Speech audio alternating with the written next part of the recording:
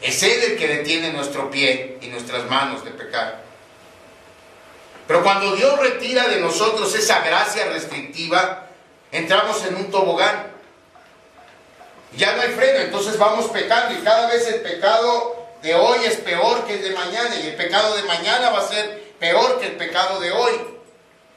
Porque ya no hay nadie que nos frene. Eso dice Romanos 1:24. Miren, vamos a Romanos 1:24. Ahí Pablo está diciendo, Dios se revela desde el cielo con ira contra la gente que hace su voluntad, la voluntad de ellos, no de Dios. ¿Qué pasa cuando queremos hacer nuestra voluntad? ¿Qué pasa cuando queremos ignorar a Dios en nuestras vidas? Romanos 1:24 dice, entonces Dios los abandonó para que hicieran todas las cosas vergonzosas que deseaban en su corazón. Como resultado, usaron sus cuerpos para hacerse cosas viles y degradantes entre sí. Hermanos, muchas veces el juicio más severo de Dios sobre un pecador es no hacer nada. Solamente Dios dice, si lo que quieres es destruir tu vida, adelante. Si lo que quieres es destruir a tu familia, adelante, hazlo. Si no me tienes en cuenta a mí, si no quieres tener nada conmigo, está bien, yo respeto tu decisión. Si quieres saltar al abismo, salta y nos deja saltar. Lo triste es que luego nos damos cuenta de lo filosas que están las rocas al final del abismo. Si como seres humanos despreciamos la misericordia de Dios, solo nos queda su juicio. Si queremos cerrar nuestros ojos a la realidad de Dios, Él no nos va a forzar para que los abramos. Nos va a dejar con los ojos cerrados. La Biblia habla del faraón, de que Dios endureció el corazón de faraón. No es que el faraón haya sido la perita en dulce y Dios lo hizo malo, no. El faraón era malo, era orgulloso, era el hombre con más poder sobre la tierra. ¿Qué fue lo único que hizo Dios? No hacer nada para ablandar su corazón. Dejar su corazón endurecido. Y así es como actúa Dios. Muchas veces lo peor que podemos esperar de Dios es que no haga nada. Y entonces sí, apúrese. Si usted está lejos de Dios, si usted está ignorando a Dios en su vida y usted dice, como quiera no pasa nada, aguas. Porque quiere decir quizá que Dios ya le dijo, pues mi hijo, ahí tú verás. En cambio, cuando Dios nos jala, duele. Claro que duele. Pero es signo de que le importamos a Dios. Amén. De que Dios nos quiere donde pertenecemos. Hay una cuarta cosa que sucede cuando Dios se involucra con nuestro pecado y que nos añade directamente a quienes somos sus hijos. Lo más importante, Él usa el pecado y los pecadores para lograr su propósito en nuestras vidas. Cuando el Señor Jesús nació, Dios el Padre usó la paranoia de Herodes para guiar a los magos a Belén. Herodes quería matar a Jesús y usó ese deseo de matar a Jesús para que los magos fueran y encontraran al niño. A veces Dios usa el mal y a los malhechores para cumplir sus planes. Y el evento más claro de esto es la crucifixión de nuestro Señor. Es la muerte de nuestro Señor Jesucristo. Cristo murió de acuerdo al plan y al conocimiento anticipado de Dios. Cristo no podía haber muerto de ninguna otra manera. Pero su muerte se llevó a cabo, como dice Hechos 2:23, por medio de hombres sin ley. Y esos hombres sin ley que crucificaron al Señor van a tener que responder por eso que hicieron delante de Dios. Entonces, aun cuando podemos dejar de percibirlo, hay una perfecta armonía entre los designios eternos de Dios y las acciones malvadas que son elecciones libres nuestras.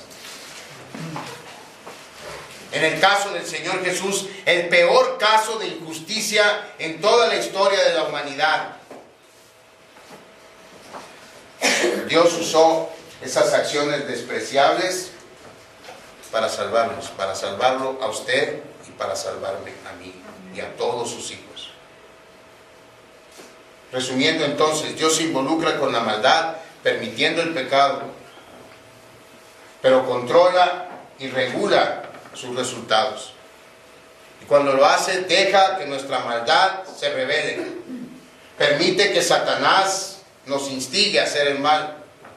Retira su gracia restrictiva de las personas que no quieren saber nada de Él. Y sobre todo, usa el pecado y a los pecadores para lograr su propósito en la vida de sus hijos. Y lo que resta por saber y lo que resta por preguntar es, ¿de qué nos sirve saber eso? Porque ya sabemos que Dios se involucra con el pecado de manera permisiva, que Él permite que pequemos, pero regula nuestro pecado. ¿De qué nos sirve saberlo? Hermanos, nos sirve para fortalecer nuestra fe para cuando los problemas nos alcancen. Porque créame, más tarde o más temprano, casi siempre más temprano que tarde, los problemas nos alcanzan. Y si nuestra fe no está arraigada en una buena teología, en una sólida teología, vamos a ver desvanecer esa fe a la menor aflicción. Porque cuando las cosas están bien es fácil creer en Dios y alabar a Dios y decir que Dios es bueno y decir que Dios me bendice. Pero ¿y cuando no?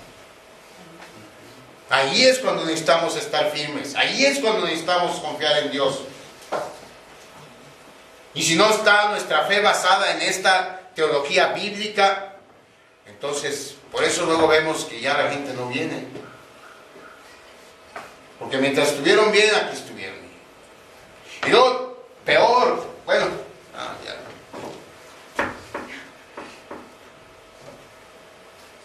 Cuando sabemos que Dios usa el mal para cumplir con sus buenos propósitos, sabemos que nuestros problemas no pasan por accidente.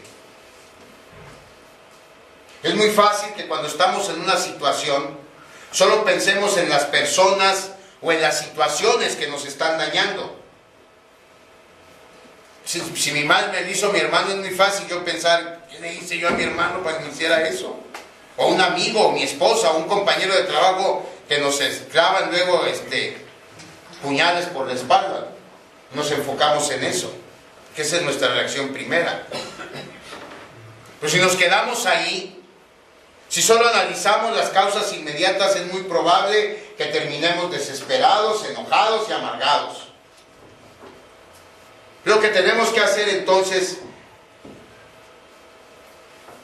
es ver a las personas que nos dañan, o a las enfermedades que nos atacan, o a la situación que nos aflige, como instrumentos en las manos de Dios.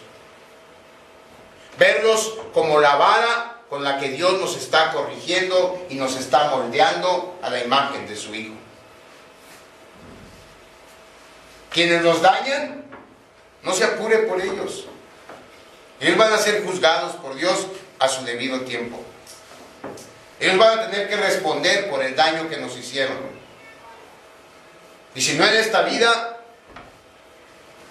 en el mundo por venir. Porque al final de cuentas, la balanza de Dios siempre se va a emparejar. Siempre se va a emparejar. Dios es justo. Entonces, cuando pensamos así, nuestra fe se fortalece. Dejamos de confiar en las cosas de este mundo. Y eso nos deja descansar en la soberanía y en la providencia de Dios. Y solo cuando vemos las cosas desde esta perspectiva, podemos estar satisfechos en Dios. Y entonces podemos decir, Dios es Dios, yo no soy Dios. Dios es Dios.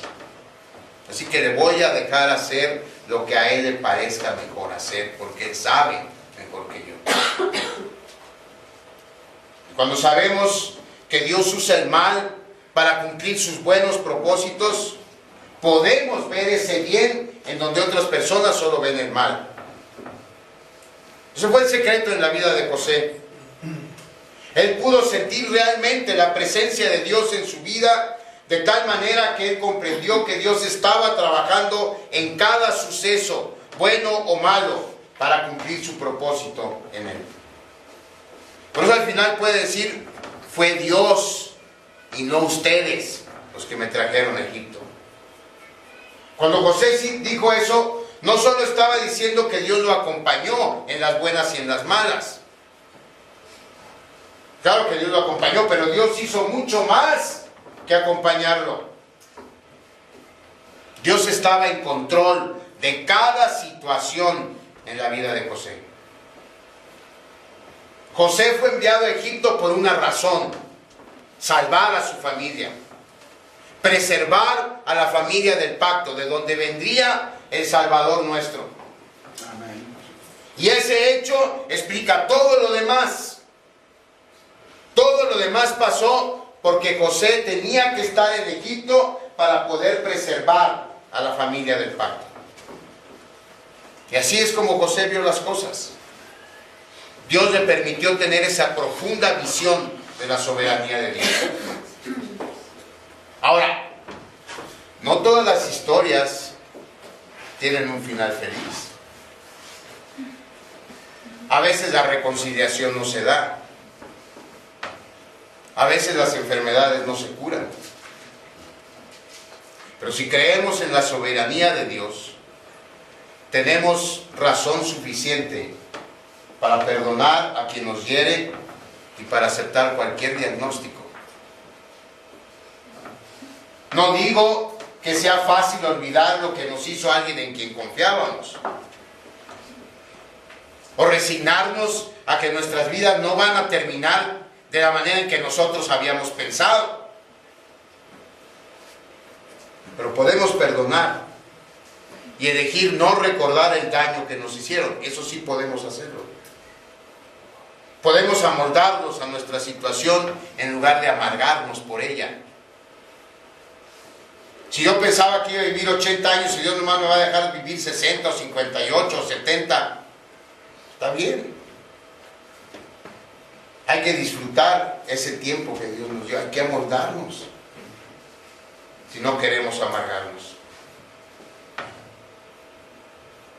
Pero esto solamente es posible cuando vemos a las personas que nos dañan, o a las enfermedades que nos atacan, o a las situaciones que nos ponen en aflicción como agentes de Dios, enviadas por Él o permitidas por Él. Las razones quizá nunca las lleguemos a comprender plenamente hasta que veamos el propósito final de Dios cumplido en nuestras vidas. Y usted puede decir, pues es muy fácil decirlo. Sí, no es fácil. Pero en el caso más injusto, eso fue lo que pasó, y ese debe ser nuestro ejemplo. Uno pregunta, ¿por qué las personas buenas sufren? Nomás hubo una persona buena que sufrió, nomás una, fue el Señor Jesucristo, y Él se ofreció para sufrir. Y cuando estaba sufriendo a manos de gente a la que había ayudado, que tenía ahí a su